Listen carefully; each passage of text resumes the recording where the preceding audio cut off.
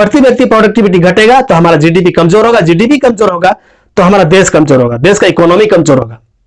हर व्यक्ति के ऊपर में शक्तिशाली देश बनाने का जिम्मा है, और यह तभी संभव है जब सरकार जो सही पॉलिसी लाएगी और समाज के लोग जो है सही विचारधारा अपनाएंगे।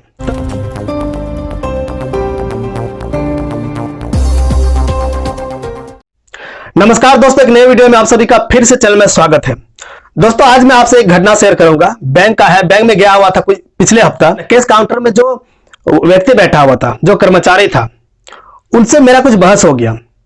एक्चुअल में वो व्यक्ति जो है अनहैप्पी लग रहे थे और मैंने कुछ गलतियां कर दी, छोटे से लिखने में जो है कुछ गलतियां कर दी। मुझे पैसा निकालना था तो कुछ गलतियां हो गई थी, तो वो जो है हमको डांट दिया। और एक्चुअल में जब भी मैं जाता हूं उस व्यक्ति को देखता हूं तो एक्चुअल वो वैसे ही रहता है।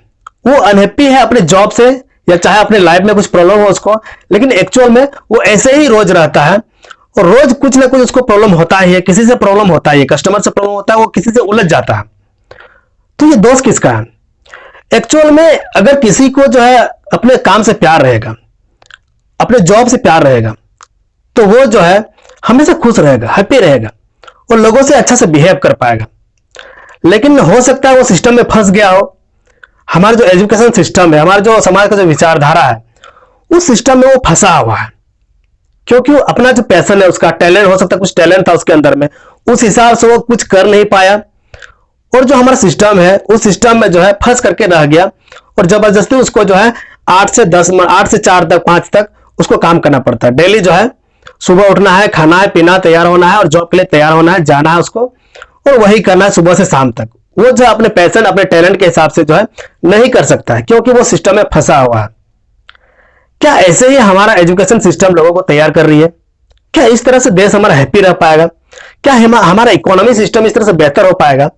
क्योंकि जब एक व्यक्ति के माध्यम से एक समाज बनता है, समाज जो है, समाज में कुछ भी हो रहा है, जीडीपी हमारा जो हो रहा है, कि एक व्यक्ति की प्रोडक्टिविटी अगर बढ़ेगा तब जो है हमारे देश का प्रोडक्टिविटी बढ़ेगा। क्योंकि व्यक्ति का प्रोडक्टिविटी बढ़ेगा तो जीडीपी बढ़ेगी, जीडीपी बढ़ेगा तो फिर देश का इकोनॉमी सुधरेगा। तो जब तक हमारा एजुकेशन सिस्टम इस तरह से काम करेगी कि लोगों को, मैंने बच्चों को जो है डिसिप्लिन बना करके रखना है उसको, ताकि वो कॉर्पोरेट घराने के लिए नौकरी के लायक बन सके या सरकारी नौकरी के लायक बन सके, सिर्फ वो चाहे हैप्पी हो चाहे नहीं हैप्पी हो, उसको जो है 100% अपने काम को देना है, जॉब को देना है। क्या वो 100% दे पाएगा अपने जॉब को? अगर हैप्पी ही नहीं है वो, क्या अगर उसको अपने पैशन के हिसाब से काम नहीं मिलता है तो क्या वो हैप्पी रह पाएगा? क्या अपने 100% प्रोडक्टिविटी दे पाएगा? तो यहीं पर जो हमारा एजुकेशन सिस्टम का जो खामियां है वो नजर आती है। क्योंकि लोगों को अपने पैशन के हिसाब से, अपने टैलेंट के हिसाब से अगर नहीं करने देंगे हम, तो एक हिसाब से ये जो है नाइंसाफी हो रहा है हर लोगों के साथ में, हर बच्चों के साथ में। तो हमारा सिस्टम भी अगर उस तरह से बच्चों को तैयार नहीं करेगा, उस तरह से उसको अपॉर्चुनिटी नहीं देगी, अवसर नहीं देगी, माहौल उस तरह से क्रिएट नहीं करेगी, तो फिर बच्चे कैसे तैयार होंगे उस तरह से, जो अपने टैलेंट को पहचाने और उस हिसाब से वो बढ़े आगे, अपने पैशन को जो है फॉलो करे, तो वो कैसे फॉलो कर पाएगा?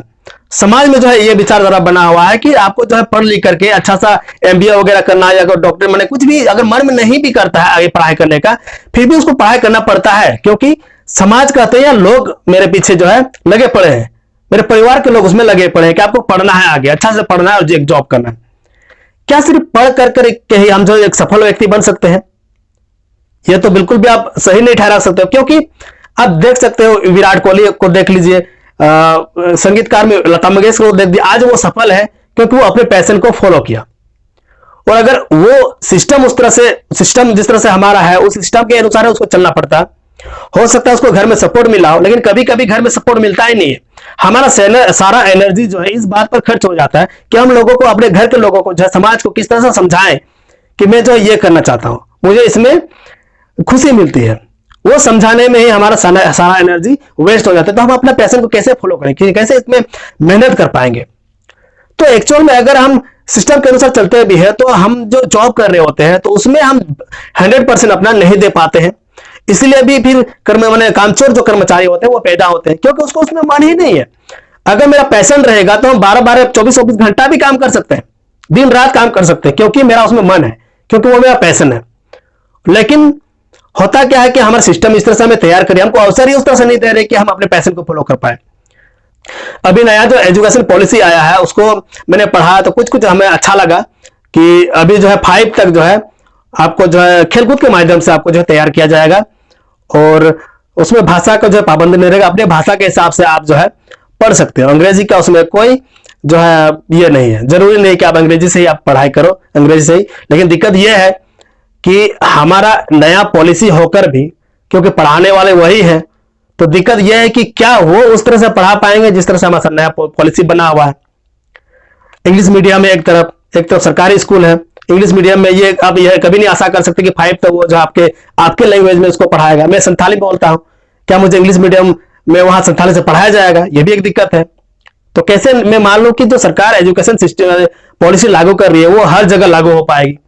आप इंग्लिश मीडियम के ऊपर जो है दबाव रख ही नहीं सकते हैं। तो सबसे पहले तो आपको माहौल बदलना पड़ेगा। आपको जो है जो टीचर है, पुराने टीचर तो वही रहेंगे, पुराने ही रहेंगे, तो उनके माइंडसेट को आप कैसे बदलेंगे? 4 दीवारी से बाहर मतलब अपने स्टूडेंट को एक्सपेरिमेंटल माइंडसेट किस तरह से उसका डेवलप होगा, ये किस तरह से आप उसको डालेंगे? उसके ऊपर टीचर के ऊपर में वो माइंडसेट कैसे पहले डालेंगे? क्योंकि टीचर का माइंडसेट ही उस तरह से नहीं होगा तो 8-8 घंटे 9-9 घंटे वो बंद कमरे में ही लोगों को भाषण देंगे, जो किताब में लिखा हुआ है वही उसको पढ़ाएंगे। क्या उससे एक एक्सपेरिमेंटल माइंडसेट का डेवलप हो पाएगा? क्या हमारे देश में नए नए वैज्ञानिक, नए नए विचारशील लोग पैदा हो पाएंगे? नए नए आइडियाज, बिजनेस आइडियाज में क्या पैदा हो पाएंगे?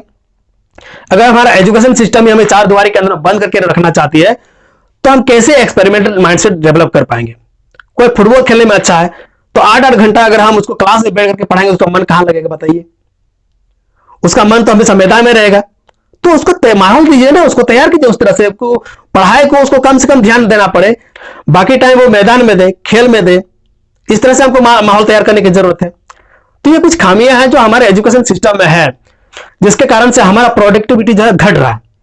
प्रति व्यक्ति प्रोडक्टिविटी घटेगा तो हमारा जीडीपी कमजोर होगा, जीडीपी कमजोर होगा तो हमारा देश कमजोर होगा, देश का इकोनॉमी कमजोर होगा।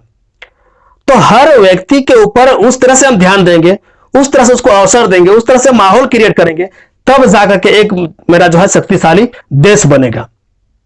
हर व्यक्ति के ऊपर में शक्तिशाली देश बनाने का जिम्मा है, और यह तभी संभव है जब सरकार जो सही पॉलिसी लाएगी और समाज के लोग जो है सही विचारधारा अपनाएंगे। तब जाकर के जो है एक माहौल क्रिएट होगा जिससे लोग जो अपने पैशन को फॉलो करेंगे, उस हिसाब से खुद को तैयार करेंगे और उस हिसाब से अपना माइंडसेट डेवलप करेंगे, ताकि अपने पैशन को ही वो प्रोफेशन बना सके और वो पैसा कमा सके और जीडीपी को बेहतर बना सके या देश की इकोनॉमी को बेहतर बना सके।